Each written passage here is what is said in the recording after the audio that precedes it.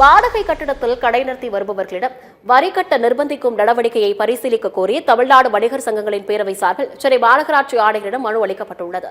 Chennai ribbon மாளிகையில் இது தொடர்பாக மனு அளித்த பின்னர் தமிழ்நாடு வணிகர் சங்கத்தின் மாநில தலைவர் டைமண்ட் ராஜா செய்தியாளர்களை சந்தித்தார்.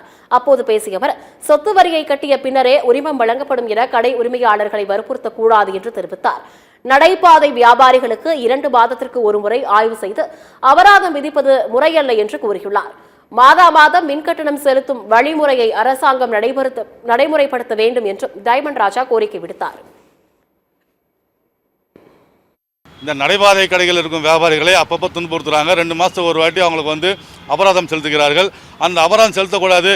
அவங்களும் வெண்டிங்கில் தான் இருக்காங்க. இப்போ பார்த்துக்கிட்டிங்கன்னா சாலையோர வியாபாரிகளுக்குன்னு சொல்லி இந்த வெண்டிங் கமிட்டின்னு ஒரு எலெக்ஷன் அப்படின்னு சொல்லி ஒரு பேரில் அதுலேயும் அரசியல் தான் இருக்கின்றதே தவிர இதை பொதுவான கருத்தோடு அரசாங்கம் பொதுவான கருத்தோடு கொண்டு வர வேண்டும். அத்தனை சாலையோர வியாபாரிகளையும் கணக்கெடுத்து அவர்களை ஒரு நேர்கோட்டில் கொண்டு வந்து அவர்கள் அத்தனை பேரையும் அந்த வெண்டிங் கமிட்டியில் சேர்க்க வேண்டும் என்று இந்த நேரத்தில் கூறிக்கொள்கிறேன்.